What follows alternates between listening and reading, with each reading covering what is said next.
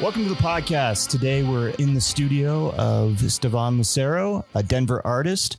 We're going to be talking about some of his history as an artist, what he does, his philosophy, and maybe just a little bit about the business of being an artist. How are you today, Stephen? Good. How are you doing? Good. I'm really excited. You know, this is the first time I've met you. I'm looking at the art that's all over the walls. It's amazing. Just beautiful, kind of a little bit all over the place too. And it's just really unique stuff. I can tell you have, I don't know what, but these are amazing. It's not the run of the mill usual stuff. No. Right. No. It's probably been my curse as well as, what makes me unique as an artist in terms of what I do. If you look in the other room, you'll see about 150, 200 pieces. And in the back room, there's another maybe 60, 70 pieces. And in the garage, there's about another couple hundred. So, wow. In my career, I've been painting now for 52 years. And I estimate my average output in canvases is roughly between 50 to 55 pieces a year. Sometimes I've had much better. And when you average it all out, I've done in excess of 2,500 canvases. And I know there are painters who are these one-a-day painters, ones that sit on and produce something in a couple of hours and do that every day. I'm a tonal painter. And you have basically two kinds of painters, which is pure painters and tonal painters. Tonal painters are like old school Renaissance type painters. They build in layers. They're concerned with trying to create gravity or weight or depth in a piece. Whereas a pure painter is like your impressionists and people that just, they paint what's there and boom, there it is. It's all done in, one shot and maybe if they layer, just maybe one or two layers. So the canvases are pretty well worked. So they're not done in 2 or 3 hours. They're usually between 20 to 40 hours of painting. So wow, my production could be higher otherwise. But anyway, and out of those 2,500 canvases, I'd estimate around 600 of them to be Neo-Precolumbian, what I call Neo-Precolumbian, and the rest of them to be Metarealism, and interspersed with what I call traditional, but my traditional is even kind of surreal. Can you talk about the different styles? Okay, I mentioned 3 basic styles here that I work in. I remember in my early days, people say, "What are you doing? Don't you know what you want to do? You got all these different styles." I go, "Well, you have different moods. You're a different person all the time. You have different feelings." And I have my main, what I consider my most important art is what I call my metarealism. And there's a whole story on how that developed and where that came from. I'll get to that. But first I'll talk about the other ones.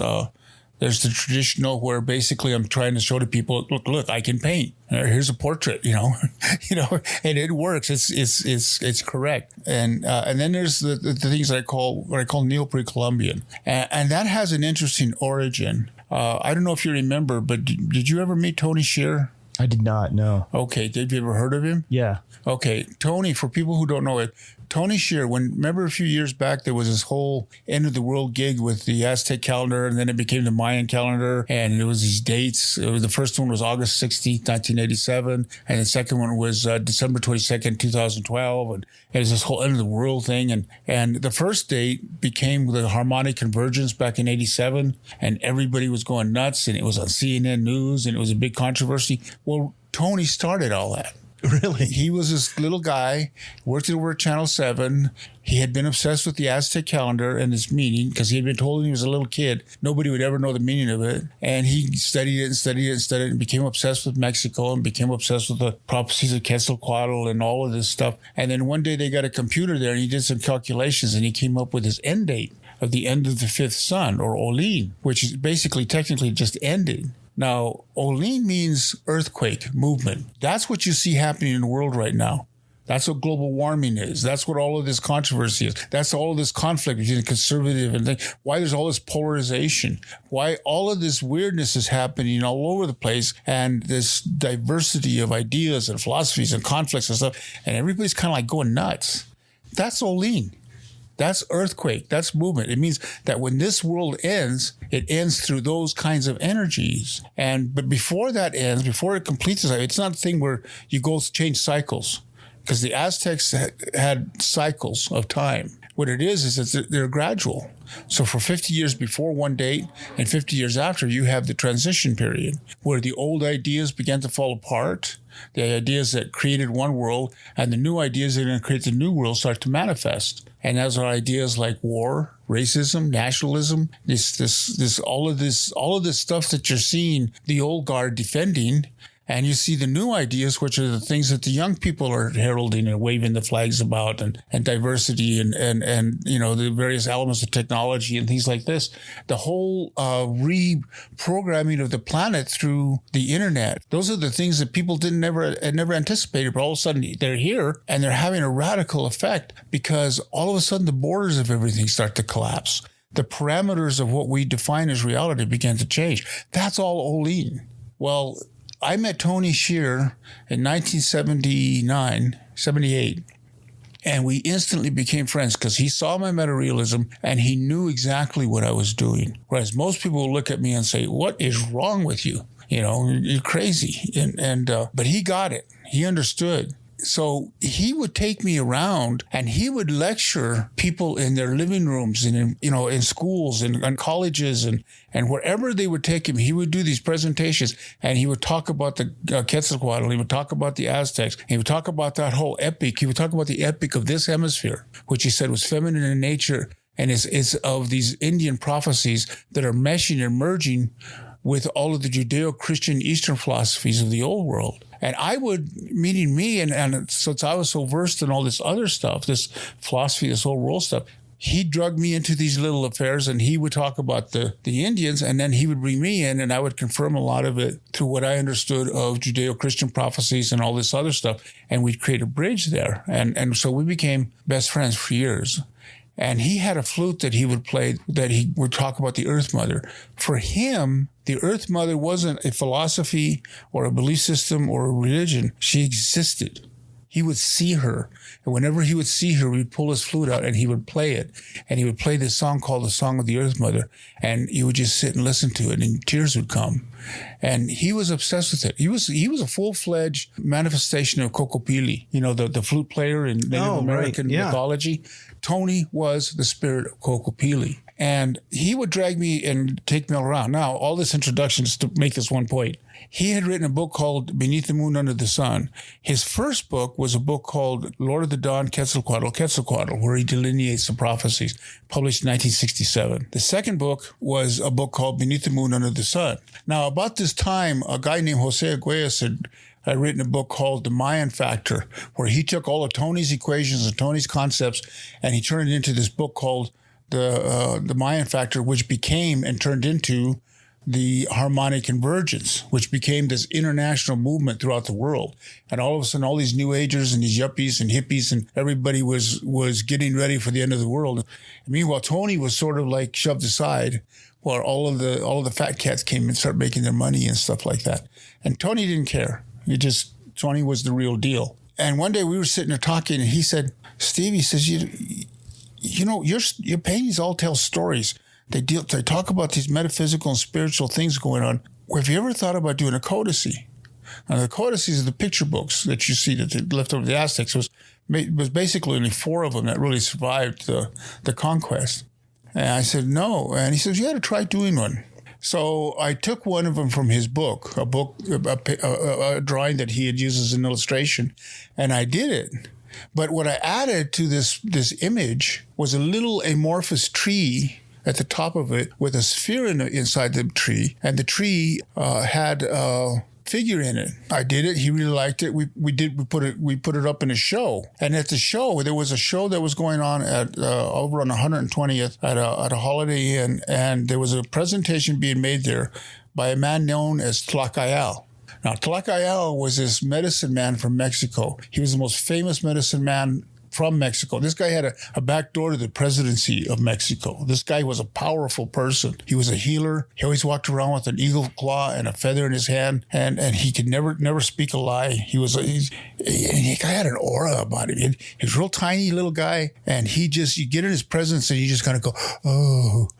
And you couldn't talk. It just kind of overwhelmed you, kind of like the way they talk about the gurus in India or something. And I met him. And he was walking by, we were talking, and I had to have a translator because he spoke Spanish only. And this guy had been coming to the United States and starting capulis. Capulis are these places where they teach people the sacred dances. And this guy was a sun dancer. He was a 60-year-old man. He was a sun dancer. He was a piercer. He was teaching people the sacred dances. He spoke Nahuatl, and he knew how to read the codices, where most people don't know what the codices are saying. And we were walking by it, and he looked over and he saw that painting. And he walked over to it and he stared at it, and he even pulled out a little pair of glasses, which nobody knew he wore. And he put them on and he looked at it really closely. And then he took them off and he looked at me and he said, "What's this part on the top?" And I said, "Well, that tree stands for the tree that was cut when the Spaniards came to Mexico. Because there's this gigantic tree, and there's two of them. They're both in Oaxaca. They're gigantic trees with huge trunks. Like you can put like 60 people in a circle holding arms just to go around the trunk. And the Aztecs had cut them because they were considered sacred trees by the Indians. So they wanted to, but it was so hard to cut the first one, they never cut the second one. So the second one still exists, and it was starting to die just before 1987. And the belief was that if it died, it was the end of the world. If it lived, the world would continue. And it did. It revived later. But anyway, he walked over and he says, and I said, "Well, that's the tree of life. And it was cut when the Spaniards came." I says, "But it symbolizes the amorphous return. It return in terms of spirit." And I says, "And the sphere in the middle, that symbolizes the soul. The circle is always the soul. It has no beginning. It has no end. And in the middle, there's a little figure standing." I says, "If you're a Christian, that's Jesus. If you're a Jew, that's Messiah. If you're a Buddhist, that's Buddha. If you're a Taoist, that's Lao Tzu." It's whatever the anthropomorphic manifestation of your concept of deity or spirit. Because we, in our belief systems, and that's why you have the concepts of God, you have to have an anthropomorphic vision, because that's what we relate to as human beings, because our perceptions are limited. So I says, and so that stands for whatever you believe. So what I'm basically saying is the return of spirit, the return of the spiritualization of the earth and the tree of life. And the tree of life is everybody and everything. And he looked at me and he said, "Do you know what the rest of this image looks like, means?" And I says, "No." And he says, "Well, see this thing here?" And he says, I said, "Yeah." I said, "That's his tree of life. And you see those 4 branches coming off of it with the hands on them?" I said, "Yeah." And he says, "They stand for the 4 directions." And he says, "You see the 2 serpents intertwining around the trunk of that tree? And one has eyes and the other one doesn't?" And I said, "Yeah." And he says, "That represents the duality of life, the basic dichotomy of polar opposites." And he says, "And you see this figure at the top of you see these 4 little bundles at the bottom?" And he said, "Yeah." He says, "Those are the 4 elements. Those represent the 4 things, the 4 constituents that make up the world." And you see this figure at the top of the tree, this little man wearing a jaguar hat? And I said, "Yeah." "You notice that gesture he's making?" And I said, "Yeah." He says, "Well, that gesture he's saying something, but there's nothing coming out of his mouth." Now, in codices, when we have a person speaking, there's these little figures that come out of the mouth. They're either in the shape of specific hieroglyphic images, or they're little curlicues. They're like little waves. And he says, and it symbolizes words, something he's saying. He said, but there's nothing coming out of his mouth. And that's because the gesture he's making is saying, "This is a secret. This is a prophecy." And he said, "You reveal the prophecy, because that's what this is about. This is about the return of the spirit." And I looked at him and I go, "Oh." And he looked at me and he said, "This is spirit vision." He says, "You have spirit vision." He says, "You have to continue doing these, and you have to do them for the people." And from that point on, I continued to do them. That was in 1982. Since then, I've done at least maybe 600, 700 of those. And that's been my main selling art in terms of my career.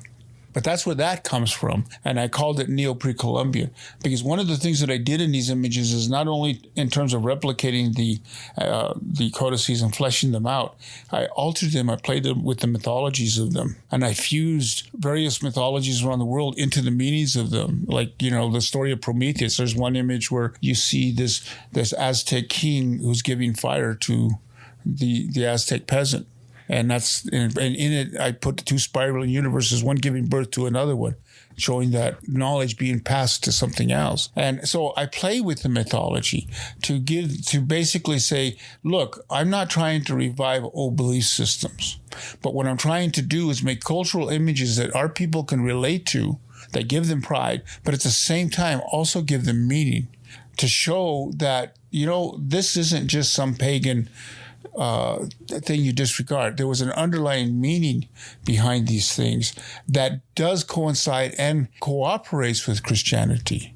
For example, Tlacael told me, he says, well, the three main gods in the Aztec pantheon was Quetzalcoatl, Huitzilopochtli, and Tezcatlipoca. Okay, now when the Spaniards came, if you look at the bottom of the Aztec calendar, there's two things they're called the comets. One's Quetzalcoatl and one's Tezcatlipoca, or Tezcatlipoca. Tezcatlipoca has always been considered, he's equivalent to the devil. He's the Dark Lord. He's the Lord of the magic of the nighttime. They call him Smoking Mirror because he has a mirror on his foot. And then Quetzalcoatl is the Lord of creativity and the Lord of light, and he's the good guy.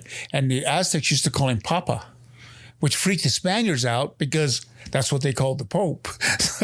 So anyway, that's Quetzalcoatl. And then you have Huitzilopochtli, who's the god of war, but he's also, the god of power. And he says, everybody thinks that everybody worships these gods like the old Greek gods and stuff. He says, no. He says, Quetzalcoatl represents intelligence. He represents light. He says, Tezcatlipoca, the darkness, represents the continuity of memory. And he says, and Huitzilopochtli represents the will. To make a person, you have to have intelligence, you have to have the will, and you have to have the continuity of memory. And together we have being. That's who we are. That's the one. And that the ones all combine into this overall God. And I can't remember his name. It's a real long name. But that was the one God concept. So they had a one God concept. But it was deep in the complexity of their own. They had a metaphysics, and that's the thing that people fail to understand in all this conflict about religion and spirituality, is that these are metaphors that, for some reason, in our superficial, materialistic mind, we always try to codify into some sort of fundamentalist view. Whether it be Christianity, whether it be Judaism, whether it be Islam, whether it be Hinduism, it doesn't matter. Whenever you take your belief system and you concretize it into a materialistic construct, you have conflict. You're going to have wars. You're going to have people killing each other. Protestants killing Catholics. Everybody jumping on the Jews. The Muslims. Blowing up people. But people who understand their belief system and embrace it and recognize that its core is always the same thing, and it's always love. It's always the unity and the manifestation of the oneness of the wholeness of life. Everything's connected. Life itself is sacred. Life itself is the only magic. Now, where does this relate to art? Okay, where does this relate to metarealism? That's what artists do. We reflect that process of life to the culture. We are the definers of that because we align ourselves with the creative process that has been going on since creation began. It never stopped. You see it every day when you watch the seasons happen. I mean, every year when you watch the seasons happen, it's a creative process. Everything cooperates with the idea of growth and change. It's people in our sense of aloneness, our sense of fear, those things that we try to, put things in a box and make everything linear with our linear thinking, we end up destroying or whatever. The artists have always been the guys that have always pushed the parameters of those definitions aside. Whether it be the poets, the painters, the writers, the filmmakers, it doesn't matter. Anybody who's involved in a creative process, photographers. Mm-hmm. It's anybody who involves themselves with the idea of going to the realm of idea, because that's what we are. We're not our flesh. We're not our bodies. We are an idea that's self-aware, and that is spirit. That is what we explore in the creative process. It's like the whole definition of all religions and all belief systems is know thyself. What's the question God's asking? He's wanting to know himself. That's what the Big Bang was all about. God's saying, I am. Who am I?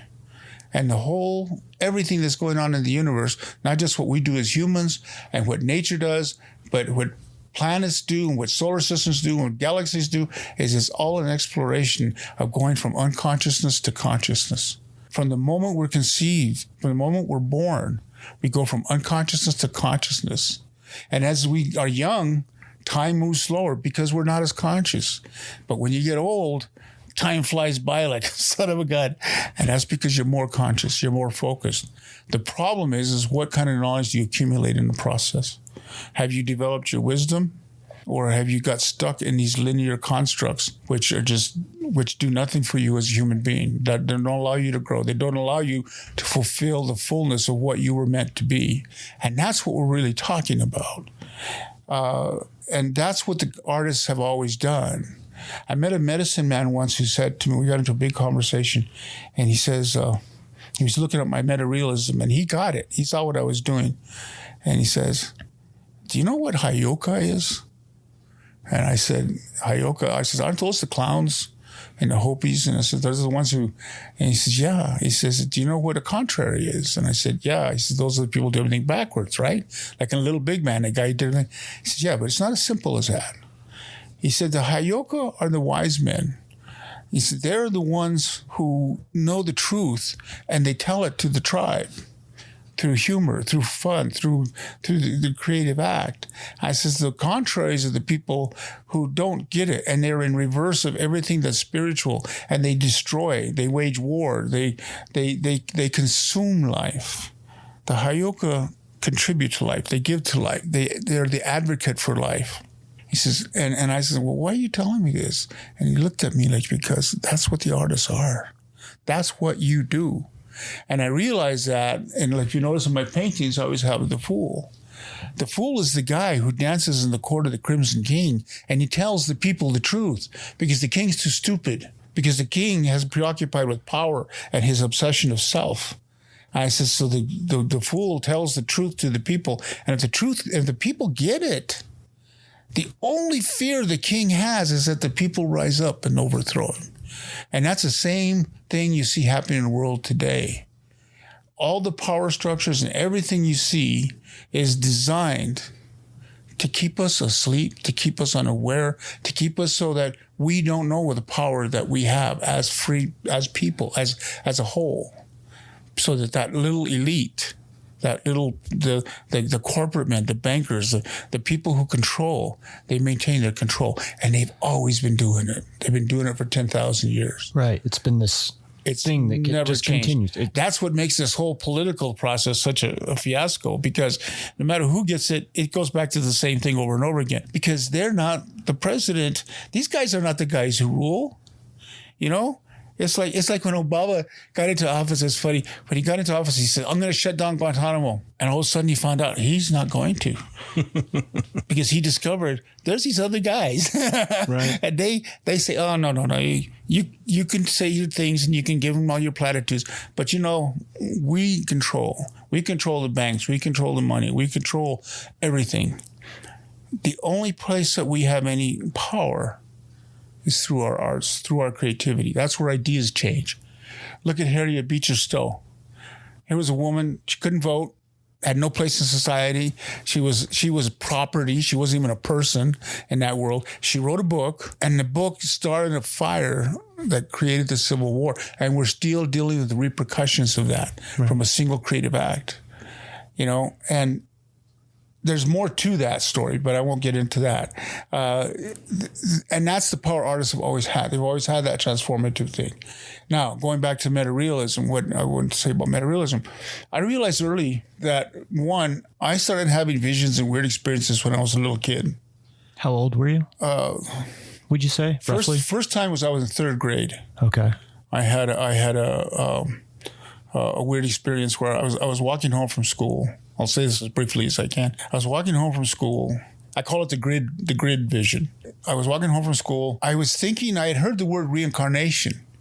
I think, now this is something I've added later. I don't know if I manufactured this and put it into this or it was really there, but I seem to recall that, and all of a sudden I got this sensation. It was a physical sensation of somebody reaching down and grabbing the top of my head and then screwing me like a bottle cap and popping my head open like a little soda pop, like that. And I was sitting there and I froze. I just stopped. I was in the middle of a step.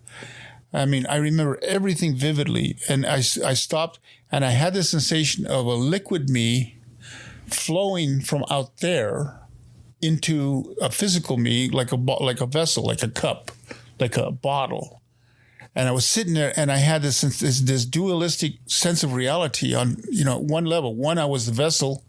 And then two, I was the liquid going into the vessel.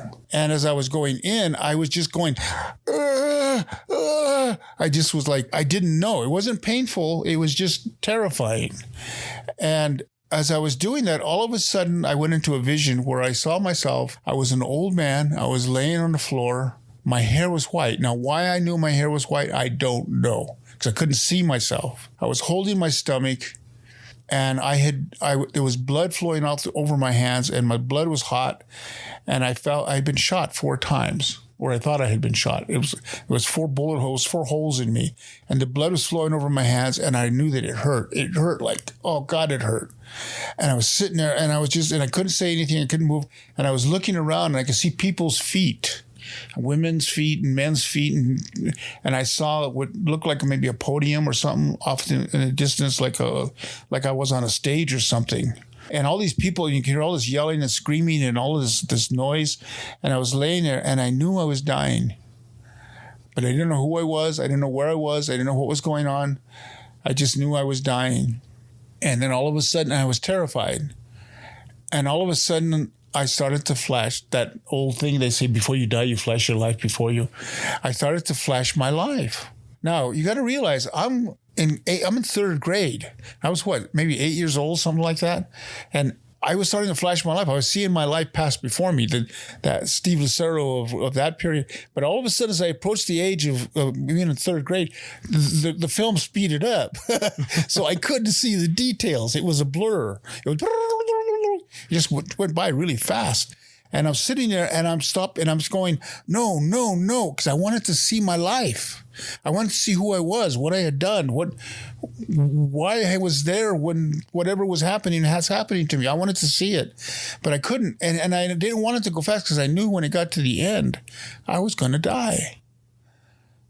And all of a sudden I was there at the end.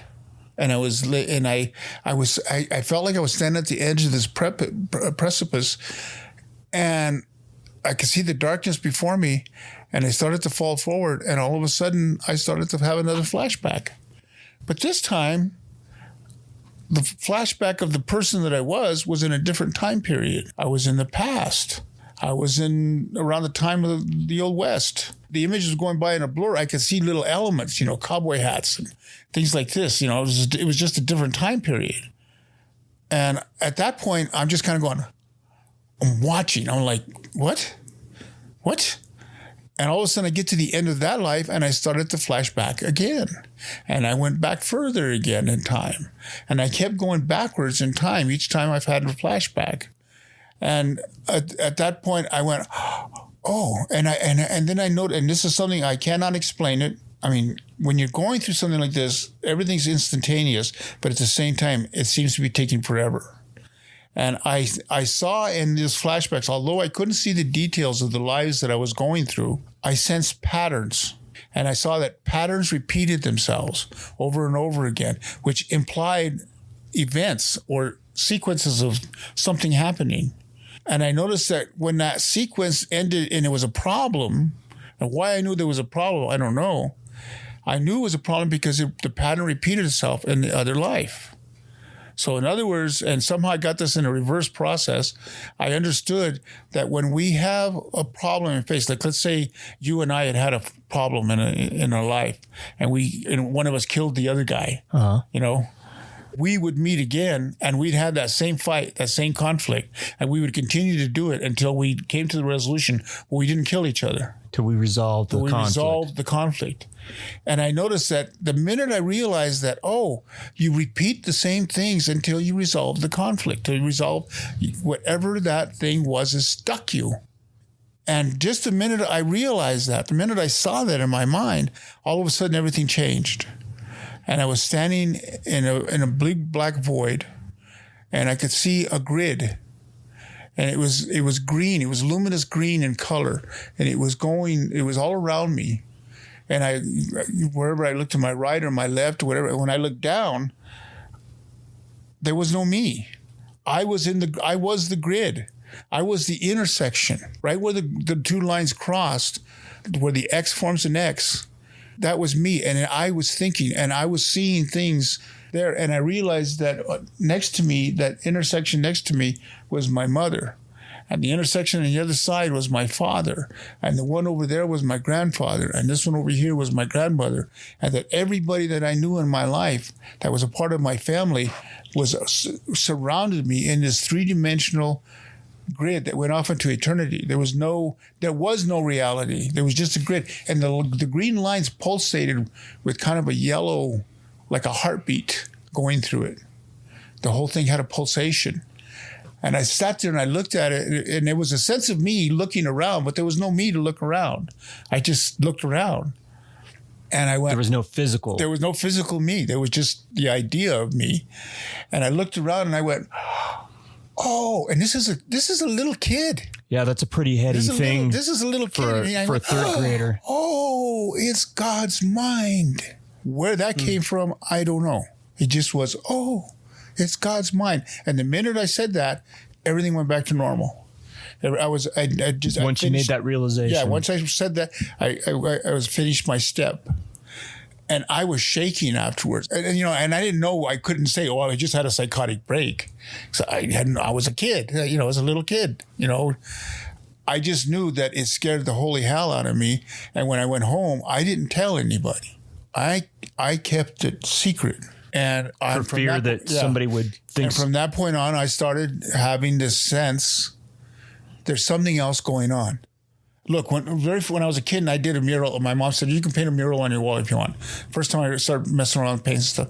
What did I do? I painted a wall with cracks in it with little eyes looking out. This idea that there's something else going on behind reality, but I don't know what it was.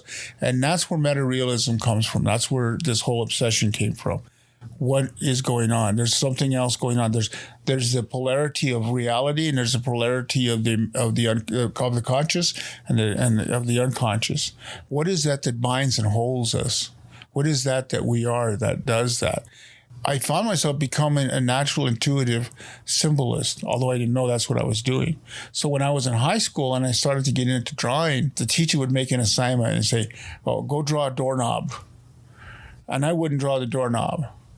I would come up with some weird surreal thing of some guy floating on a piece of thing in space and da-da-da. The teacher would give me a 0 for my assignment, but he would love the drawing. It's like, wow, this is really, he said, what's going on with you, Uh-huh. And that's how come in my records, I only had C's for art, because I never did what they wanted me to do. I only did what I was doing. And I didn't know it at the time. It wasn't until years and years later in college, especially after the psychedelic period, when I went through all that stuff, and I went through even heavier experiences, I started to put together that I realized that I was on a different kind of journey, and I didn't know why. I just went by the assumption that I was just batshit crazy, that I was just nuts.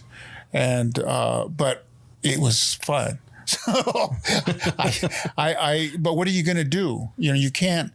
You can't stop these intuitions or these nudges. And it's like you go through a series of life where your life is just a series of enlightenment jolts, where all of a sudden you realize something and you just keep moving. By the time I got into college in the early 70s, I was fully fledged into doing this imaginative artwork.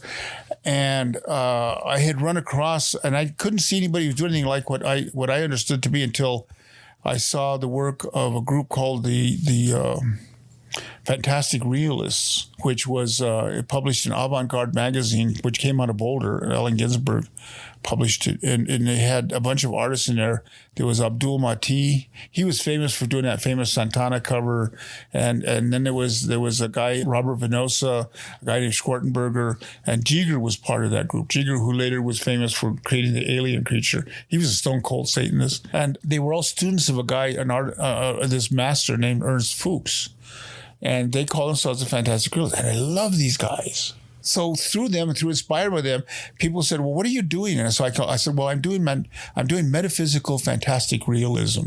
And then one day I was talking to a guy who was working at a co-library. I did my first one-man show at the university there, and he says, "This is interesting stuff you do. What do you call it?" And I told him metaphysical fantastic realism, and he says, sort of meta-real, right?" And I said, "Yeah.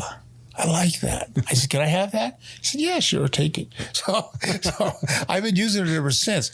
And I continued to call people, say, "Well, what are you doing? Is this surrealism?" And I go, "No, it's not." And they said, "Well, what's the difference?" I said, "The difference is a psychological mindset. Surrealism emerges out of the natural outgrowth of art history, okay? And that goes back to the Renaissance. When the Renaissance happened, the whole thing about the Renaissance, the whole idea of the rebirth was that artists began to explore the real world. Up until then, art was always internalized and was always spiritual in nature. It was always an extension of whatever the belief system was of the culture, whether it was European or whatever country, whatever culture you were in.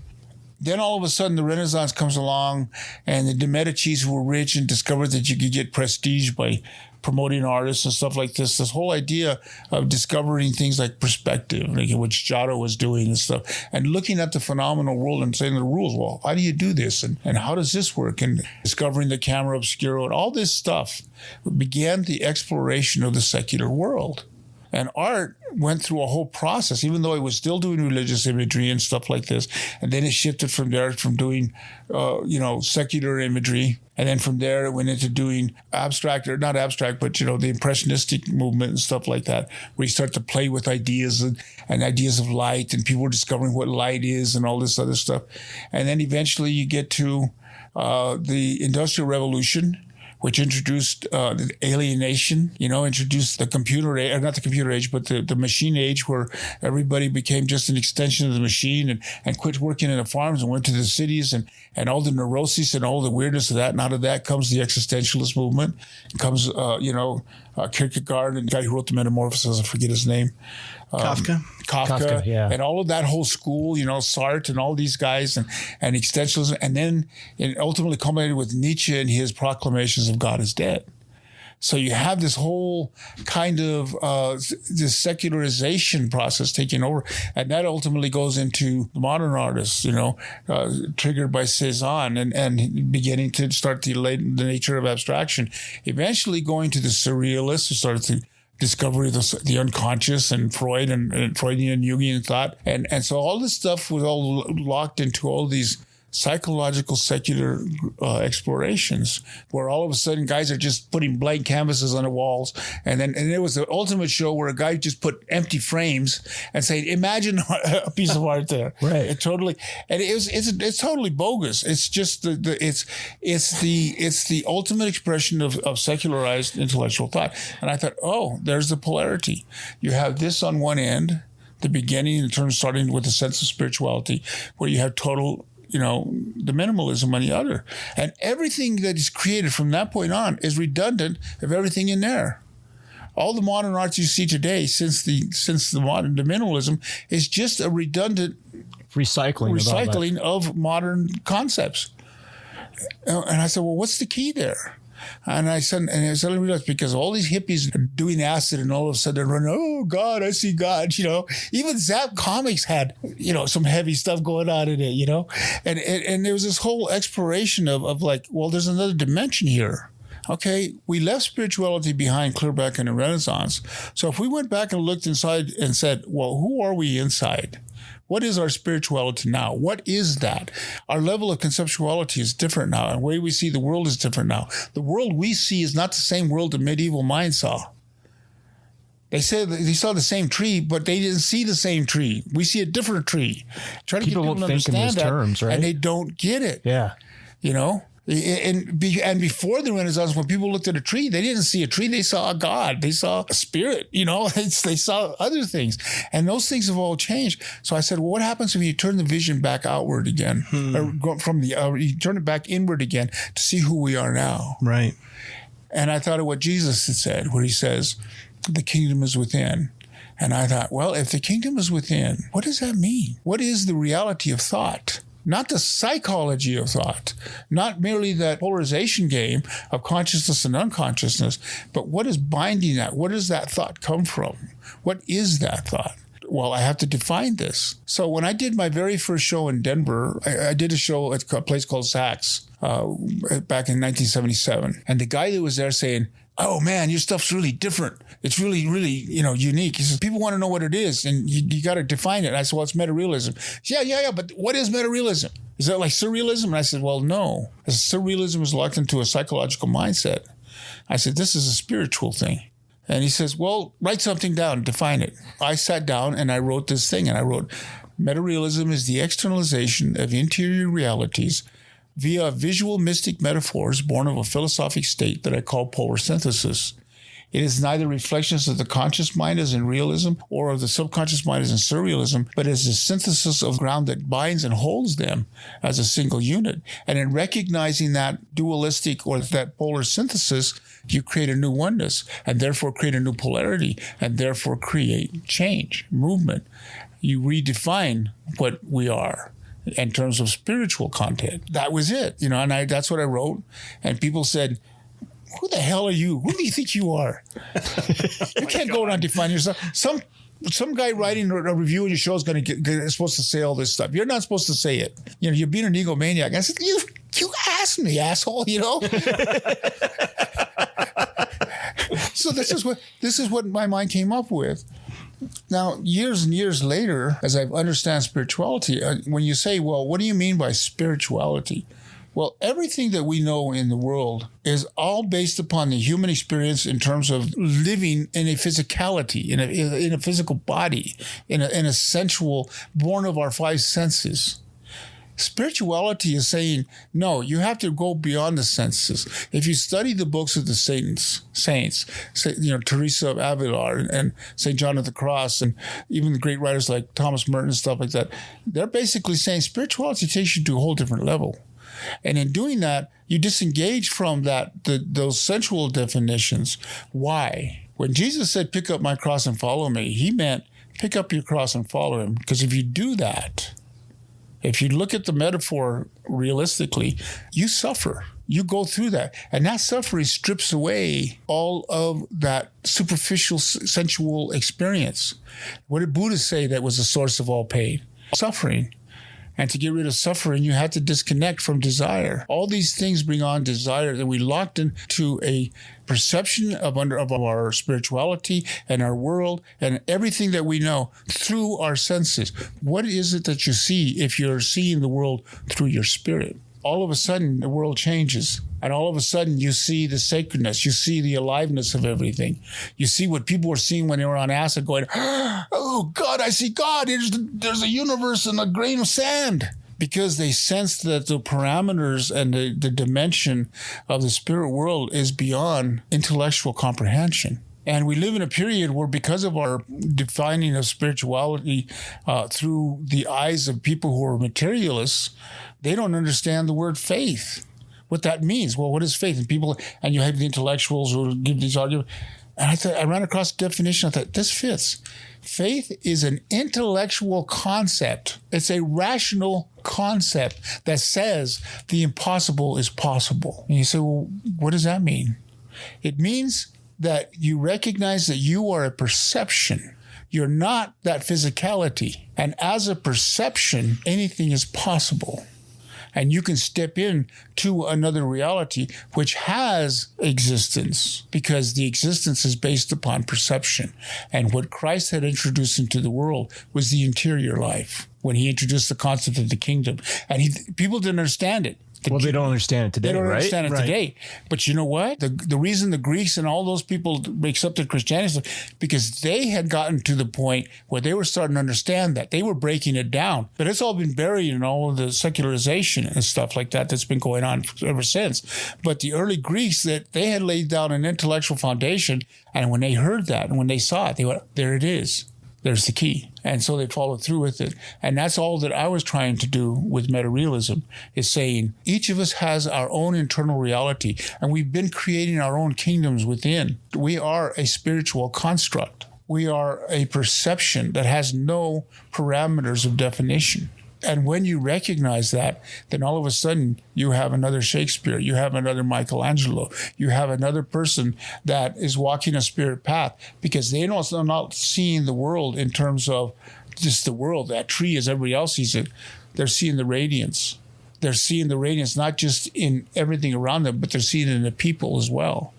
They're seeing that spirit that's invisible otherwise. And so now going back to art, well, what does art have to do with all that? Art, when people go into the creative act, now here I'm talking in my own little personal theories here because people would argue with me on this. Artists are natural contemplatives.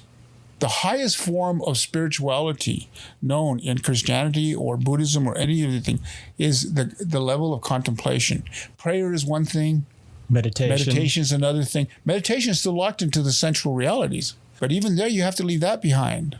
But when you understand, beyond that. But contemplation is where you take an idea and you sit there and you just let it, you absorb yourself into it, abstract yourself into it. And as you do that, it transforms. And that transformative, that's what causes the transformation. That's what puts you up on the cross and makes you see the world through Jesus' eyes and says, forgive them, Father, for they know not what they do. You understand that. And at that point, you've transcended and become something else. And art, for instance, its entire creation, its entire substance, and that's why a lot of artists go nuts, is that they're natural contemplatives. The best example I can give you of such a thing is Van Gogh. I was just going to say Van Gogh. Vincent Van Gogh. You know, when I saw that film that Schnabel did, there's a point there where I suddenly recognized something. Things that he went through are the things that saints go through when they're going through what they call the long dark night, or what they call the aridity. And that's where everything's being stripped from them. And he went through that, and he never knew. He never had a clue. But there's a line in there where he says, this guy says to him, so what are you trying to do with your art? He said, I want to show the world that I see. I want them to see. He didn't use the word radiance, but he used the word like radiance. I want them to see the glimmer, the glow. I want them to see that beauty of the light. He could see the light. People understand spirituality is the light we see is a darkness. There's a greater light. And he was seeing it. But he didn't know. There was nobody to teach him. There was nobody to show him what he was going through. Not somebody to initiate him in terms of, you know what, you're going to another level of consciousness here.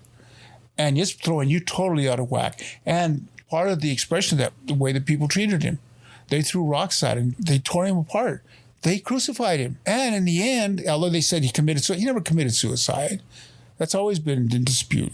It was a couple of local village kids were messing with him and they shot him. And they kept it buried because they didn't want the village to fall into disrepute because nobody liked Van Gogh anyway. They all hated him because they didn't understand. They thought he was just some crazy guy. They just thought he was just a crazy guy. He didn't understand it. And I said, oh my God, he was a saint. And he didn't know it. He was experiencing something on a spiritual plane.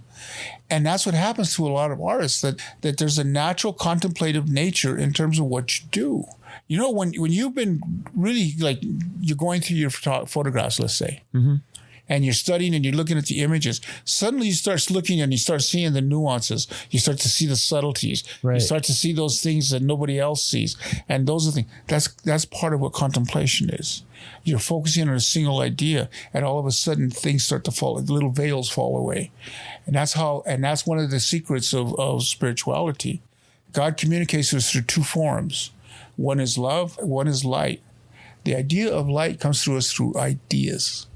Light transforms into ideas. And those are the Oh, I know how to make a better mousetrap. It's those little things and those have been going on since the beginning. That's what built civilization. All those ideas, all those little intrusions of that creative thought. And love, you say, well, we always say God is love. But people think of that as a euphemism or a symbolic thing. It's not. It's a literal thing. Because when you experience love, it's a kind of energy. It's an attractive. Gravity is love. It brings things to you. And when you love someone, why is love always painful? Why does love always break our hearts? Because it mixes with the human experience. And the human experience is naturally disconnected because of its sensuality. Its sensuality, that's its nature, it's what they call its sinfulness. It disconnects you from that spirit. And when that spiritual purity meshes with that, it turns to pain. To suffering. But the suffering causes transformation. The love makes you into something else. It can destroy you and it can evolve you and take you a higher level of consciousness. It can take you to a greater level of understanding. That's what love does. That's its function. That's what its purpose is. That's how it communicates to us. But we don't live in that world because we think of love as through our genitalia, Right. The physical. The physical. And that's what I'm saying, that artists inadvertently over time, as they're going through and developing their art and years and years, all of a sudden one day they discover art. They discover like the truth. The truth is that they start to see themselves in what that process is. They're working their way to their own sense of being. And that's the whole purpose. That's the whole development of the soul. And that's the single most important thing that you can do in your life, is to develop your soul. Because you're going to die. And the only way that you transcend death is by becoming a disembodied idea. And it's always been the source of all spirituality. And that's by recognizing the truth, which is we are spiritual beings. We already are a disembodied idea. You've just got to get back into that space. Teresa wrote about it in the Castles on how to get there. St. John of the Cross wrote about it on how to get there. And other great intellectuals writers have been showing us how to get there. Victor Hugo was showing us with Les Miserables. Right. Over and over and over again, artists have been doing that. And that's why they consider us dangerous to people in power, because they recognize that these people are living exactly, and that's conveying the truth. That's how when a tyranny comes in, the first thing you do is you get rid of the intellectuals. That's what Hitler did, right? Yeah. Hitler wanted to get rid of. He thought that artists and writers they were dangerous, and they always do it. But the problem with evil is that it's built upon a lie, and lies always collapse. It may take a while, but they always collapse. They can't sustain because they're built upon, the only things that survive are things that are built upon truth. And that always, always, always manifests. A little anecdote is as I mentioned, the painters, that influenced me as a kid. Been a lot of things I've gone through besides visions and stuff in my life that now I go, wow. People wouldn't believe, people complain about their lives being boring and meaningless and this and that. And I think, I've been poor all my life, and that's the worst. But it doesn't matter. I don't care anymore, because when I look back and I look at the people I've known and things that I've done, I go, wow, my life has been a magical trip. I knew Tony Shear. Tony Shear was incredible. He was the last of the Shenekes, He was an extraordinary person. And he was my best friend. And then I got to meet Robert Venosa. To me, he was a living Michelangelo. His work is just phenomenal. Painting like that would sell for like $400,000, I mean, the guy was just, and he used to run around with Jimi Hendrix and all the lead in New York and all that stuff. He lived next door to Salvador Dali. He was one of his best friends. And then he had to move when Dali had his accident because he couldn't stand watching him deteriorate. I mean, he was extraordinary. And all of a sudden, I'm doing a show with him. And he didn't want to show with anybody else. He took my crucifixion painting, the one in the hallway, and he put it next to his Pieta. And I just went, whoa. That's like when you meet somebody that's on that scale and you're just some peasant, Right. You're going, that was a real gift. That was like something. And my life has been filled with little things like that. And it balances everything out. It does, right? Because I've been thinking about this a lot, actually, that we're so caught up in the material. There's so little that we actually need, right? You have, I have. We have a roof over our head. We have food to eat. We have clothes. All of our needs are essentially met. You're not driving around a Ferrari or something like that. But does that mean anything? What we really take away in all of this, how much of this we get to actually retain once we leave here or transcend, the experience is what counts. You can't buy that. No. I found that after, like I look back and I think of all the years that I struggled to make $1 and how many times I was disappointed I did a show and I knew it was a great show and nothing sold and all these things and stuff. And I've reached this point now, like I said, I'm going to be 70. And I look and I think, well, what is it that I really, really, really have found to be the treasures? It goes back to my children, the people you know, the people you love, and the friends you have. And sometimes the feelings are so intense that you can't even talk to them. It's overwhelming. It's overwhelming. Right. And like when I get together with my family, I just want to sit in a corner and just look at them. Right. I don't know what to say. I'm filled with so much, like I'm realizing this is the gift. I mean, I've done all these paintings. I've done all this art. I know I've done some good stuff. I know I've done some crap. But it all takes second place to that. And my friends, I mean, I have artist friends that I've known for so long that I go, wow. And I mean, some of them are assholes and I don't care. You accept them for what they are. I just accept everything about that. And that, cause I see their inner beauty. I see who they are, and that outweighs everything. And, so I'm really appreciative of what my life has been. And I know, and I feel in my heart that people will, after I'm gone, will say, oh, look what this guy was doing. He wasn't crazy after all, because I've had plenty of people that got it. I had this, I was doing a show back east. I did a bunch of Ivy League shows and it was really weird because I would go back there and I'd go from this obscure little weird Chicano artist living over on 38th. And all of a sudden I'd be this Mr. Lucero. And I was like, and everywhere I'd go, there'd be this little entourage of people, and like I was like a celebrity, and I'd be going, "What the hell?"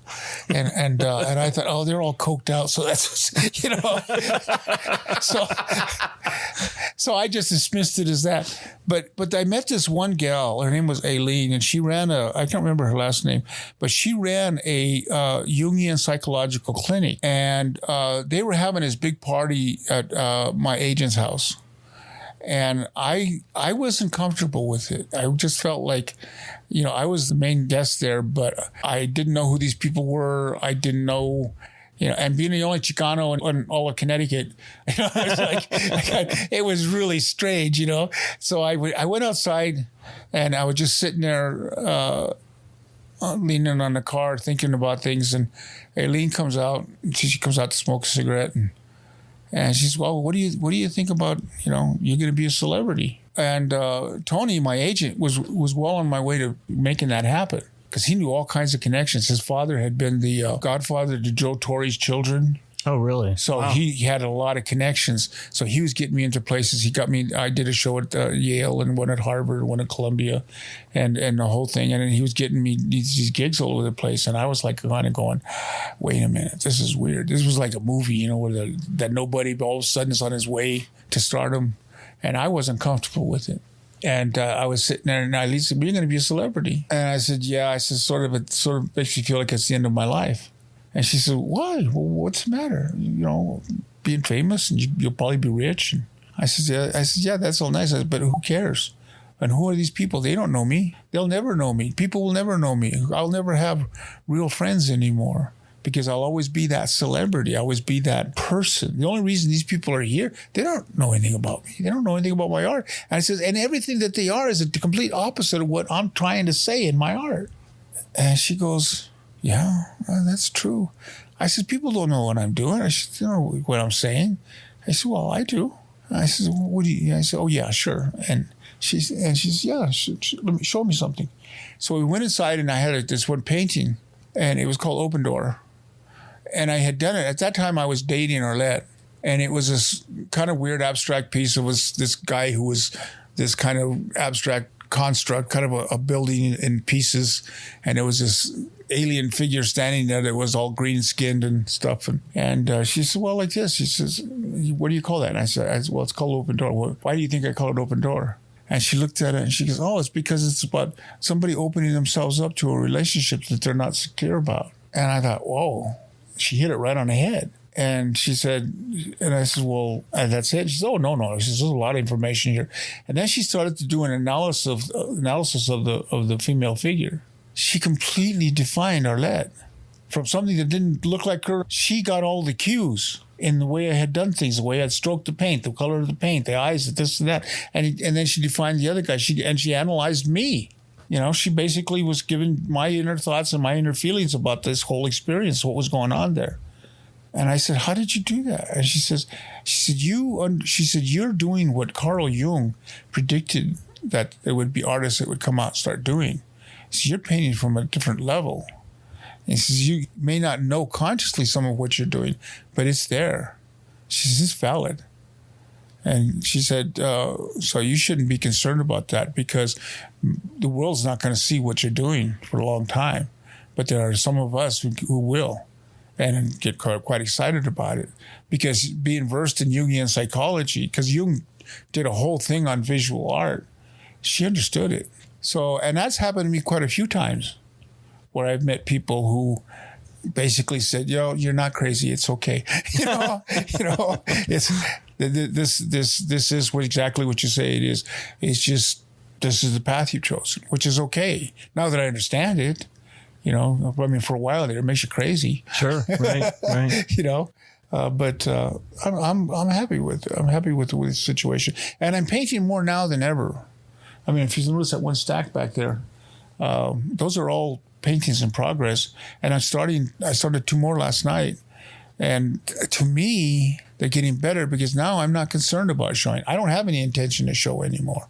Ideas just keep falling. Did that last night, and that was an idea. I found it in the trash, and it's like an incomplete idea, and all of a sudden I could see the idea. And all of a sudden it came, I started working on it. That piece right there, that big square one, that's called the castle. I had done a version of that in 1973. It was very simple, very abstract. Then I did a second one, very simple, very abstract. And then about 25 and 30 years ago, I started this big one here. And I had built what they call a cradle, which is where you take the back of you take a canvas. I glued the canvas. No, I'm sorry. Yeah. I was working on a canvas and the canvas got accidentally damaged. It fell against something and it cracked the paint. Now, when that happens, the only way you can fix it is to remount the canvas on masonite, where you glue it to masonite, and then you build a cradle, which is a wooden backdrop, so that you nail it all together, and it reinforces it and fixes the problem. And then you just sand out the crack and fix it, and which is what I was doing. Well, I had put the cradle on, but for some reason the canvas, it warped. That something was too tight, something wasn't right, and it twisted. And I thought, oh crap! So I went to take the cradle off. There was a bar that ran across the back. When I went to pull it off, it just ripped all the masonite off. So it basically destroyed the piece. And I thought, what I would do is put it aside, and then at some point I'd take a tracing of it and then transfer it onto another piece and start it all over again. So I just put it aside, and I forgot about it. Sat there for 25 years. And then the other day recently I was reading Teresa Avalar's book of the interior castles, and I kept thinking, this reminds me of something. And then I thought of that painting. So I went over and I dug it out, I looked it over, and then I figured out how to fix the back. So I resealed the back, I fixed it, and I decided to finish it. And now in finishing it, I basically have done Teresa's castle in that painting, because everything was there. And she talks about the 7 castles. There's these interior castles of the spirit. And there's 7 states there in it. The first one is directly behind, there's that kind of a turquoise colored sky with the clouds in it. That's the universe. The second one next to it is the earth. That's the world. The third one is behind him, which is the moon, which is the reflection of being, which is a person, the individual. The next one is the sun. That's the third, that would be the third chakra of power. Second chakra is learning of the world. That's the earth. The first chakra is birth and learning the fundamentals, or learning, about the universe itself. The fourth chakra is that sun, where you see the sun burning. That's the heart chakra.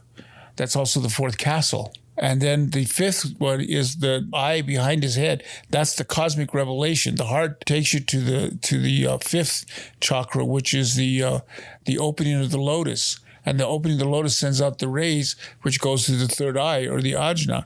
That's the figure there standing there with the hook, he's holding the lamp. That's the sixth castle. That's the sixth level. That's the individual. He's emerging from the castle. At that point, you start to merge into your spirituality. And the staff he's holding, on the end of it, you see a little embryo. That's the prelude to transformation or rebirth. And meanwhile, he's recognizing he's holding the light. Okay, the fifth castle is that in the background you see the mountain back there with the light and the figure standing. That's the spiritual center, and that's where the Trinity is, and that's where it becomes manifest, and that's where the goal is. That's where everybody is going to. You have to get to the seventh castle, which is also the seventh chakra, which is the crown chakra, which is the opening of the lotus.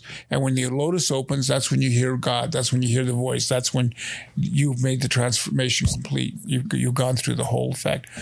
That painting has been sitting there for 30 years waiting to be finished. That's what I'm saying. And all of a sudden, I'm going through my books, and all of a sudden, paintings that I didn't do, I'm going, oh, look at here.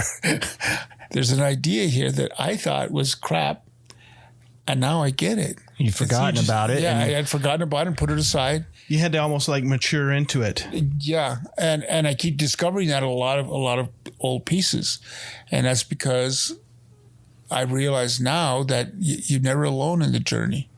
That's the other thing people don't realize. You're not alone. Right. You think you're alone. Your fear disconnects you. Let go of that fear and just follow the spirit. It'll take you where you want to go. Even Joseph Campbell said that. And they said, well, what do you do? He says, give yourself up to it, to let it go. Just follow the radiance. And there you go. So... How many pieces do you have going at any given time, would you say? Anywhere between 10 to 30. 10 to 30? Yeah. Yeah, I don't know what many pieces I have in there right now. But I got some really good ones going right now, and they'll be finished. And I've got other ones I got in mind. And I got a bunch of 6-foot stretchers I got in the back that I've got to do something with before I croak. So I'm holding back some really extensive ideas. So when you have 10 to 30 paintings going on at once, how does that work creativity? Do they interfere with each other, or does they tell me? They tell you. Yeah. See, when I paint pretty much every night. I paint at night. That's where I find my calm. So I don't paint during the day. A long time ago, I always get too many interruptions during the day. So from about now till 6 o'clock to 6 in the morning, anywhere I've been there, I'll be working. To 4 or 6 in the morning? What I'll do is when I go to work, and this is actually a twofold kind of answer here. When I go to work, I don't know what I'm going to do. If maybe before, like say around dinner time, I flashed a painting idea, or I remember a painting, that tells me like, oh, this one wants me to do something with it. It wants your attention. Yeah, and I don't have a clue as to what I'm going to do. That's it's like thing. Divine intervention almost. Yeah, it's almost like you just, and if there's nothing that's come to mind, when I get up, I just look around and I gravitate to the one that calls me, to the one that and some will sit there for months before I'll touch it, and then all of a sudden, bam, it'll be done. The other thing is that I used to like when I would want to do an idea, I'd put it all together in my head. I'm going to do this. I'm going to use the color here. I'm going to do this. I'm going to do this. Everything was really controlled. But then what happens, and you hear this a lot where artists will talk about it, the happy accident. Right. You're painting along and you slop a bunch of paint on and you go back in to get your thing in and you look over, all of a sudden that paint, the way it's dripped, it looks really cool. And you go, wow, that's neat. I should just leave that alone, And then you go, well, that's not where I wanted to take it. And I learned over the years that listen to the accident. At least let it sit there long enough to know whether it's going to work or not. Because if you immediately destroy it and then you go to where you want it to go, and then you get there and you go, oh, this is crap. Right. This doesn't work. This just doesn't work. And that's the thing. Either it works or it doesn't work. And when that happens, then you can want to hit yourself because you can't get back to the accident. You can't go back to where you started from. Where it was because you destroyed it. Yeah. And so now I don't pre-think anything. Right. I don't determine the colors of anything. I don't I just know I have a basic, maybe even if I'm painting all the prima, I don't even have a drawing. I just go. Wow. But if I do have a sketch that I'm going to do, something that I've transferred, I don't preset anything. And if I'm doing something that I have done before, I'll look at the one before and I'll just disregard. It becomes a whole new piece. Right. And you deal with it as if you've never done it before. And those turn out, like I said, it's far more satisfying now doing it that way. That idea of not being in control gives you control. That's exactly right. Yeah. So on the same in the same vein, but obviously I'm a photographer. Yeah. I have learned I don't pre-plan anything anymore. A lot of times I'm working on location, so I might have this vision in my head of kind of where I want to go with it, but until I'm actually there doing it, anything could happen. Anything could change. And there's things you can't control. Right. And you have to roll with it. I will go to set up and I might not exactly know how I'm going to light it. In my earlier days, I would stress about like, okay, how do I control this and how do I do this? I go in with a basic idea, but then I just it just happens organically. Yeah. Like I just kind of open myself up. I don't overthink it anymore. I just let it happen. Let it happen. And in letting it happen, you realize that there's like a magic that takes place and things will fall into place. And it's the way it's supposed to be. You just got to move yourself out of the way. Yeah. Right. There's always that thing with the problem of self, Right. It's always seems to be a problem. The struggle that goes on. And, the thing is, you get to 70 years old, you go, why didn't I know this when I was 30? Right. It's like you thought you did. But then you realize a lot of stuff that you thought you knew, you didn't really know. You were just tripping, Right. You were just, and when you're 30, you wouldn't appreciate it anyway. Yeah. You would just write it off. That's true. And so now, if I could have my druthers about anything, one, I'm slowing down because physically I don't have the stamina I used to. But if I could say, well, what would you like? I'd like one, because when you hit 70, you go, all bets are off. You could deteriorate in 4 years and be dead if you even survive that 4 years, or you could live another 10, 15, 20 years. Right. But in what shape are you in by the time you get there? I've seen people like Julian Freud, who was this. I can't remember his first name. His name was Freud. He was a nephew of Sigmund Freud. He was a painter, and he died recently. And he was in his 91, 92. Yeah, he was 93. pretty old. He was pretty old. But that guy was Lucian Freud. Right? Yeah, there you go. Lucian Isn't that Freud. his name? Yeah, yeah. He was vibrant all the way to the end. Yeah. I mean, he was clear. He was sharp. He knew what he was doing. He worked every day. He was, and he didn't give a shit about anything.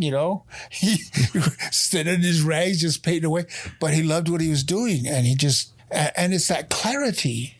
It's that physical strength and his stamina, and there's a clarity there. That's what you don't want to lose, because you start to lose stuff. You get forgetful, and I can't remember all the details, all the movies that I used to know, every actor's name and all that. But you remember the important stuff, and I just want to be able to retain that. And I don't want to get weird things like starting developing something like a Parkinson's disease or something that's physical. Even if I end up in a wheelchair, that doesn't bother me, as long as I can paint, as long as I can handle the brush and stuff. And like I said, have clarity of mind, ideas. because it's all ideas, and it's that's the only thing I would worry about, or like say, well, if you have any hopes or you know what you want to see happen. Now, if I'm not going to live very long, that's okay. I can deal with that. But whatever life that I do have, I want to be able to be productive, right? Productive and have a clarity of thought. Right. That's important. But getting old is a drag. Getting old is a drag. Well, not to looking in and seeing this white-haired old man in the mirror. It's the deterioration, right? Deterioration of the physical. The bones hurt and it hurts to walk, and you can't. You know, you think, well, if I run, I'm gonna fall, break my leg. I'll be, messed up. You know, you get, you do things like that. It's not the same. I got a project coming up, for example. I can't talk about it. They have me under a contract. That if it comes through and it's like, wow, this is a great thing, but I don't know if I can do it physically, because it's gonna be real demanding physically. It'll take me at least 6 months to 9 months to complete. It's a big project.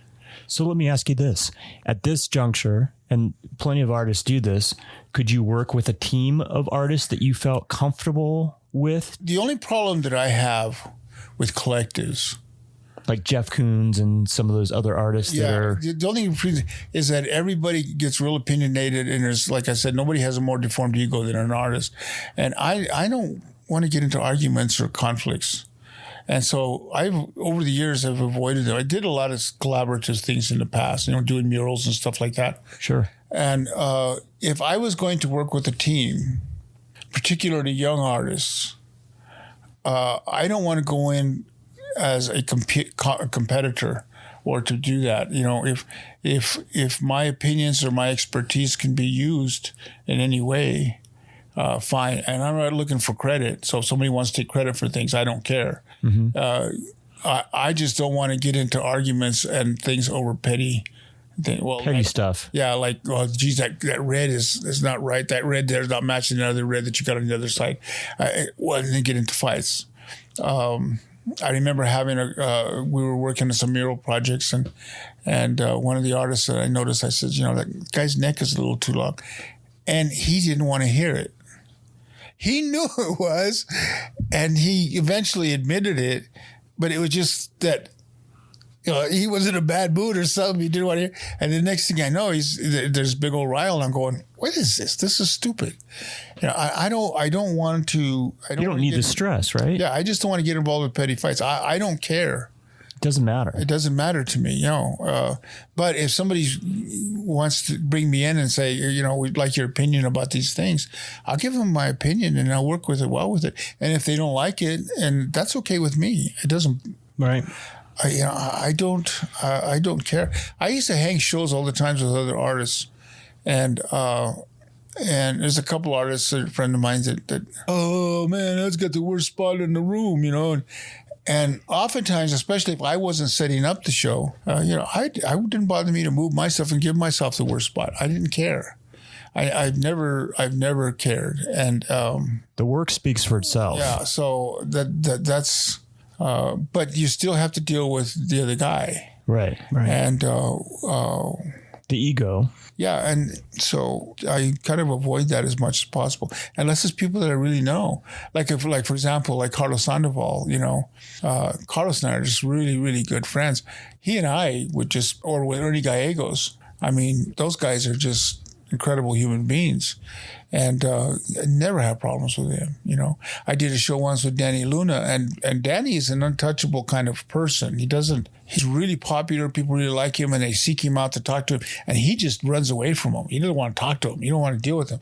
And he scares people, because they're all, oh, I love your work. And he just looks at him and he just wants to say, go soak your head. I don't care. Enjoy the work, Right. But I've done shows with him, and I thought it was going to be a difficulty. And when there's a mutual respect, when artists that really know and are not concerned about the competition, it's great. And I think that's hard for a lot of artists. Yeah, they feel like there's, and I fully will admit that when I was younger, I always felt like I was in competition with my peers. It took me a long time to realize I'm not in competition with anybody. The only competition is with myself. you know, setting that bar and continuing to set that bar for myself. Yeah. Producing quality work. Yeah. And that's all you can hope for. That's all you can do. Right. Yeah. Anything else is just a waste of time. It is. It's a waste of time and energy. Yeah. And it'll kill you. And at the same time, you end up sometimes burning bridges with people that are. But you didn't need to. Yeah, like you could have had a really nice relationship. Yeah, and because you miss that, because you forget that you learn from everybody. Right. Everybody has something to offer, and you can be with, and they'll say something, introduce them, and you go, wow, and all of a sudden something will change. You know, an idea will become matter, and that's why I'm saying you can't say no to your life. You gotta embrace it. You gotta be open. Yeah. So it was funny. There was a book that came out. It was a huge book on Chicano artists, and my work is. If you go through the book, it's like my work. They have a couple of my pieces there, and you go, this guy's different. You know, it's like there's a kind of a sameness to everything, and I was kind of proud of that, and I thought, oh, that's cool. But it also ostracized me, you know, from these other guys. But anyway, a friend of mine went with. I was invited to go to the opening. They had a big celebration there in Phoenix, and I got an invite to go, and of course I couldn't go. I didn't have the money or transportation or whatever. But my friend who had been my agent, Amendola, went and he went with Zarco Guerrero. Do you know who Zarco is? I do know Zarco, and I photographed Zarco. Zarco was great. He is. I love Zarco. He's Zarco. Intense. Yeah, he's brilliant, and we're good friends. And so he and Zarco went, and he calls me. I said, "Well, how did that go?" And he says, "Well, it was really interesting." He says, "But he says mostly all these California artists." And I said, yeah. I said, so did you notice anything interesting? He said, well, I noticed one really peculiar thing. And I said, what's that? And he says, these guys would get together and they'd be standing around their drinks talking, and they'd be being real nice to each other and complimenting each other. And he says, and then somebody would walk away. And the minute the guy would walk away, they'd all start backstabbing him. They'd all start, oh, that guy's a chump, man. He can't paint. He thinks he's, Cheech gave him too much money for that painting. He said, they just say all this chisme, this crap, this gossip crap. And he says, when I go to Denver and I go to your shock events and stuff, he says, you guys don't do that. He says, you guys you're all friends and you're all partying. But I've never heard anybody badmouth each other. What's going on? I said, I don't know. I just know that I think it's because we respect each other, because we are not in competition with each other. We each are doing something different. We're comfortable with it, and we like what the other guy's doing. And that's why these guys are doing that. The only I can think of is that it goes back to that old, the old impressionists were that way, and all throughout history, these little enclaves of artists, there were always all this backstabbing and jealousy and pettiness. And like I said, there's this real ego problem that artists have. And I think that only artists that have been able to transcend that don't deal with that stuff like that. And I'm sure there was a few in history that didn't. I can't imagine Rembrandt ever being like that. But I can see it in a lot of the Renaissance artists, They were probably sticking each other with knives when nobody was looking, but poisoning each other. Yeah, or poisoning each other. Yeah. But I said, I don't know. And I said, but I'm proud of the fact that we don't do that. Do you think there's a certain amount of insecurity? Yeah, in that kind of activity? I think there's a lot. The problem. This goes back to the business of art, right? In this culture, I guess art is an elitist thing. The only people who can buy art are people with money, and people who buy money see themselves. It's a way of sophistication. Mm-hmm. Like if you go back to the time of the Renaissance and the early days of artists and stuff. Have you ever heard of the Medicis? Yeah. Okay. The Medicis basically, and they were in competition with the Pazis and various all these little family groups in Italy that were like these little feudal states. Right. And what happened is that here you had the Medicis, which were the richest, and they controlled this power. But in those days, it's like once you reached a certain peak with your money, there's no place else to go, because they really weren't interested in being, the Pope. They would finance popes or kings, but they were into their making the money routine. But then what do you go from there? You know, you got your big house, you got all your wealth, you got all your power. And one day they started showing art and they discovered, oh, there's this thing called prestige, you know, where you show your art and all of a sudden it's the talk of the town and everybody's talking about this wonderful artist and how you supported it. And there's this whole kind of egocentric elevation that is assigned to the recognition of various artists. And the artists, they played it, you know, that Michelangelo and Da Vinci were a couple of whores just like the rest of them. You know, they played that game. And that hasn't changed. It's still that way. That's what the whole New York scene is. That's what a lot of the elitist scenes. It's the rich people who are basically as mediocre as the rest of society, are no smarter than the rest of society. The thing is they have money. Right. And their money proves their superiority. Their money validates it. And they validate it by anointing various artists, making them rich and famous, and making it cool to buy them. Now, there's some artists that deserve to be recognized, but a lot of them are just crap. And they are basically, it's a synthetic and artificial construct, you know, business construct. So as a consequence, there's a lot of backstabbing. There's a lot of manipulation for that prestige. And a lot of rich people that I know, that's their purpose for buying art. I can tell you something I witnessed once. I was really good friends with Ramon Kelly. And Ramon was the most successful Chicano artist in Denver. And when I came on the scene, he was the first friend that I befriended. And I sort of got adopted by his family. I was the wayward lost artist. And he took me to Santa Fe and showed me the art of business. And I remember the very first show he did, he made like $200,000 in 2 days. And he was just making money hand over fist, right? And, you know, spent 2 hours on a painting, sold it for $15,000. And we were sitting there having a beer once in his living room there. He lived over in Cherry Creek. Back then he had a big mansion over there. And we were talking. A lady from next door came over to see Mona, his wife. And she knocks on the door and her and Mona are going upstairs. And she says, oh, Ramon, we bought one of your pieces the other day.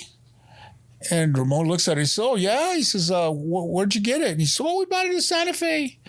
He said, well, what did you pay for it? And she said, $15,000. Right. And he says, well, why didn't you just come over here? I could have let you have it for 10. You would have saved yourself some money. and she said, and this is what she said. She says, oh, no. We wanted to buy it in Santa Fe. We thought that way we could tell people we bought it in Santa Fe. Oh, my God. Man. Yeah. Isn't that something?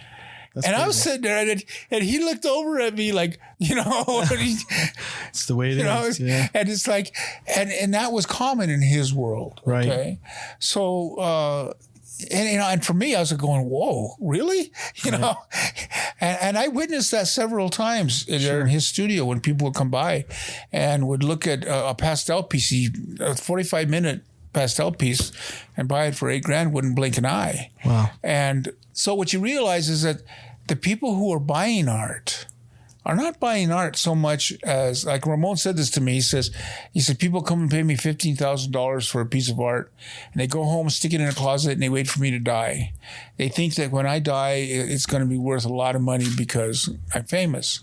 He says, they don't realize that the only people who are recognized, or the only people who are that works with is the people who are original thinkers. Right. These are the people that create innovation and new ways of seeing. He says, I'm an impressionistic painter, paints in the style of Nikolai Fechin.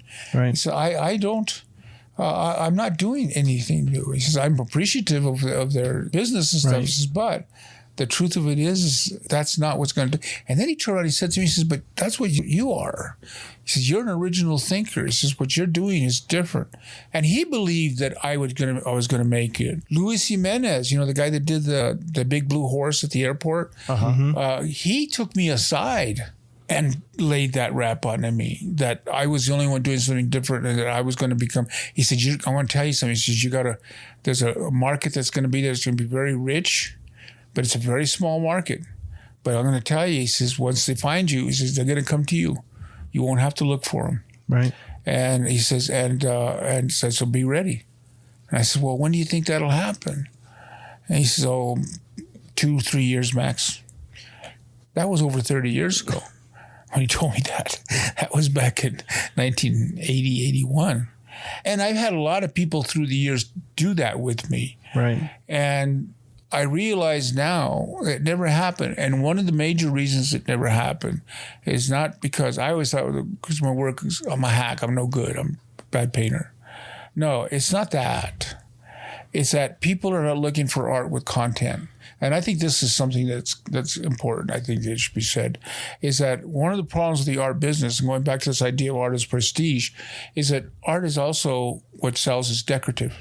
Right. Once it's been, even if it's an intellectual, like abstract art, whatever, and you have to have all these classes and to understand it, and therefore you can put it up in your walls and you can dazzle people with your intellectual constructs as to why this is important art or whatever, to justify your Jackson Pollock. The truth is, like I said, they're looking for the prestige, they're looking for these things that have meaning, but in reality, they don't really know.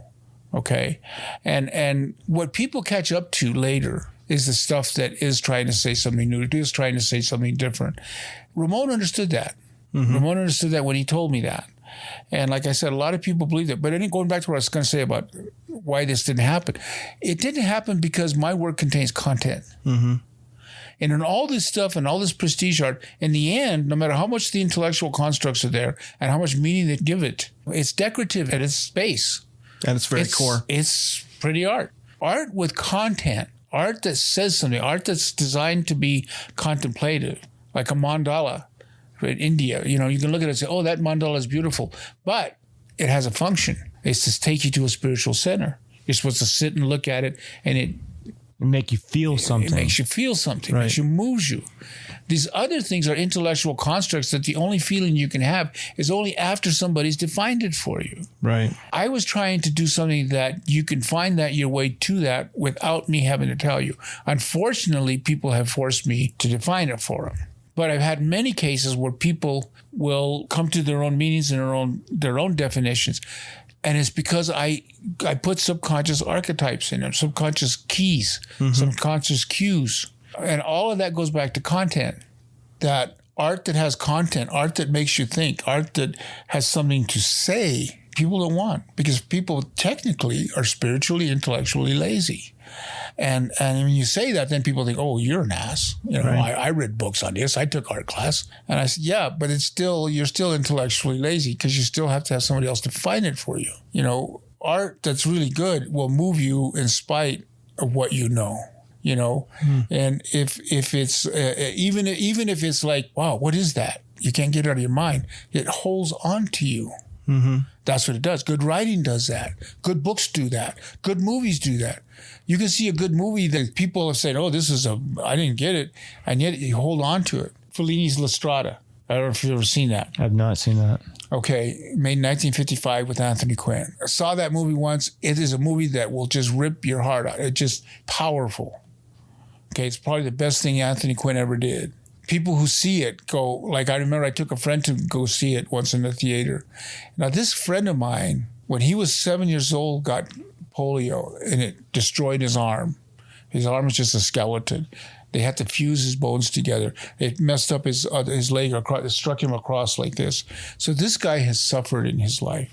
He's gone through over 40 operations. He's never let life defeat him. He's always taken the challenge. He rode a horse from Laramie to Cheyenne, but killed him. But he did it. And Ron was just an extraordinary person. We were really good friends. And I said, I want you to see this movie with me. Now, here was a guy who knew what suffering was, like I said.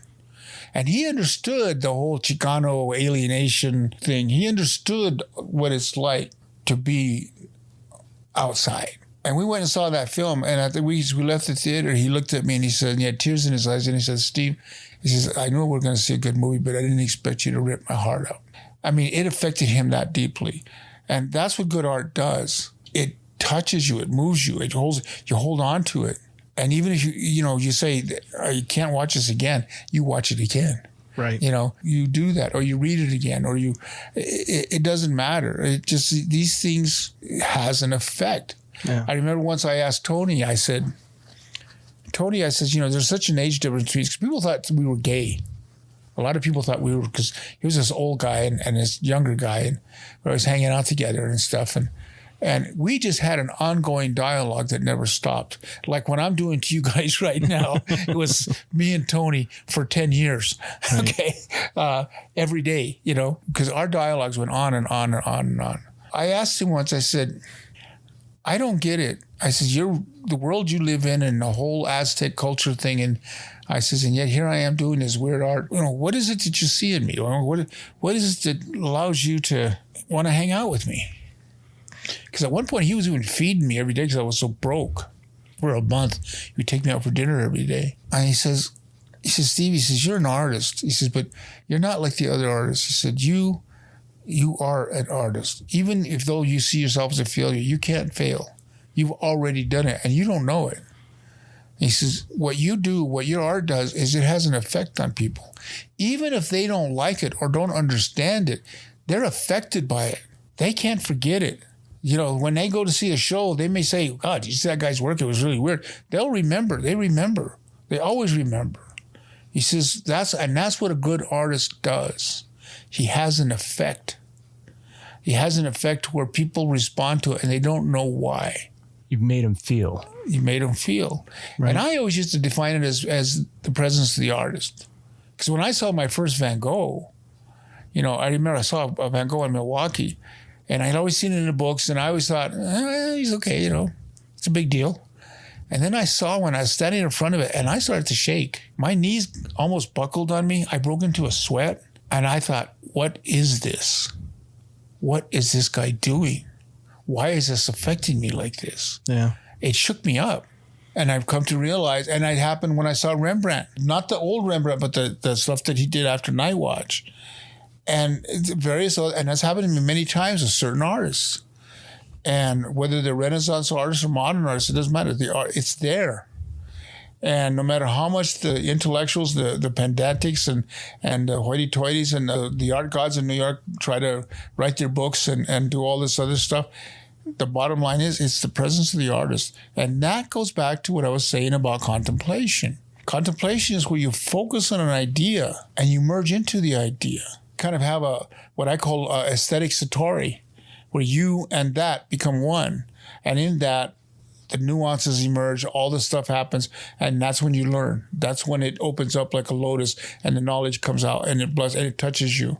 And somehow you're able to, if you're a good artist, can captivate it. You can catch it. That's what I think, that's what I try to do. But you don't know. It's just jumping in and seeing what happens, you know? But that's what I think, that's what's really going on. That's what affects people. And these people who write all these books, they're just people that are parasites that are piggybacking on the talents and the creativity of people that are doing it. And my advice is you know, quit doing that. Do art yourself. Mm-hmm. Find that creativity. And if you can't paint, you can't write, and you can't do anything like that, make a chair. Do something with your hands, because it's that link between the hand and the brain, that ongoing relationship. It's like a love affair, and in between, something happens. And there's a transcendence that takes place that allows you to say, this is art. And I remember when I was really young, people say, well, what kind of artist are you? Well, there's two kinds of art. There's decorative art. There's the art of the eros, which is, you know, sensual pleasure. I says, then there's the art of being. That's the logos. That's the art that reflects the question. Who am I? What am I? What am I doing here? What is this? Because we don't know. We're only reacting to what we perceive, but we don't know what we're perceiving. You know, the light we see and we feel, and it's only because of the nature of the way our eyeball is made. And what we hear is only by the nature of the construct of our ear. What would happen? What would we hear if we had a differently made ear or a differently made eye? What worlds would we see then? Mm-hmm. Would we see angels? Would we hear the celestial music, you know, the music of the spheres? We don't know. Right. But when we contemplate, when we go into the realm of contemplation, those barriers just organically, naturally start to fall apart, and you step into it, and that transforms you.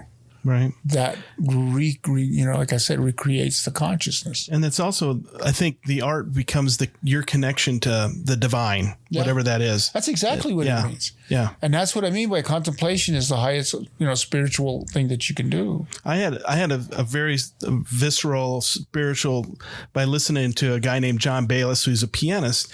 And I typically not big into classical music, but he was playing some arias by Puccini, and he played Madame Butterfly. And I just started weeping because it touched so deep. I've just it just blew me away. And I was just knocked over by how I reacted to it, that visual. And it was almost a spiritual feeling. Oh, yeah. Yeah. It is definitely. And it's funny because going back to the business of art, the only people who make money in art are the ones who have been anointed, but they're not necessarily the best artists. I wrote once, I said, Artist Consciousness Alchemy. I think it's in my book, one of the poems I wrote. Can I read the Madman? You know what? That's funny because before when you showed me that poem earlier, I thought, well, at some point during this interview, I'd love for you to read out of your book. And that poem is pretty. Yeah, I was going to say, first time I've only read that publicly maybe 3 times. I wrote it at 2:30 in the morning on November the 3rd, 1973. I had just turned 23. And, I was born on November 2nd. I was born on the Day of the Dead. I got all these weird things about my name and my birthday and stuff like that. But I was born on the Day of the Dead. I was born a breech baby, so I was born 3 times. They had to push me back twice. I kept coming out ass backwards, which explains a lot. And anyway, and one more, and then it was I just turned 23. And it was early in the morning. I was getting ready to go to bed, and all of a sudden, I just got this urge to write. And I had, like I said, never been a writer. I'd written a few things here and there, but never thought of it or took it seriously. But this one just came out of me and flowed. Shortly after I wrote it, I read it. I was doing a show. They were having a poetry reading in this place called the Ethnic Cultural Media Center at the University of Wyoming there. So I asked if I could read it. So I got up and I read it. Total silence at the end. They just all stared at me like, oh, God, Satan just walked in. and I got really nervous, and I pulled my coat up, and I walked out of the room like, see you later, and I left. So I never read it again for a long, long time. Then I read it again and got the same sort of reaction a second time. And the only other time I ever read it was I read it to Tony Shearer when I first met him. And he looked at me, and he goes, after I got done, he says, wow. He says, who wrote that? And I said, I did. And he looked at me because I had it written in the book. And he said, oh, yeah, I know you wrote it. You wrote it in the book there. He said, but who wrote it? I said, no, I did. I wrote it. And he looked at me and it was the only time he really got kind of pissed at me. He's getting a little ticked at me. He's going, no, that's not what I meant. I meant, I know you wrote that. I know you wrote it in the book. Don't get, fresh with me. Who wrote the original poem? I said, I wrote it, and then I wrote it in this book. And I says, I wrote it on, and I told him, And at that point, he said, whoa, he says, that's me.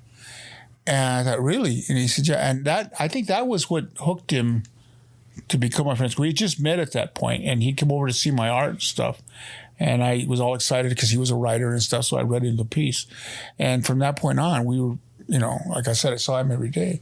But, I'm going to take the chance and read this in the hopes that you guys don't end up getting in a lynch mob. I don't think that's going to happen. That's not happening, I can tell you. Let me see if I find it here real quick. I think the reason I wanted to read this is because this sort of sums up in a probably egomaniacal way of what I was trying to accomplish as an artist. And it's called The Madman. I am the secretary of madness.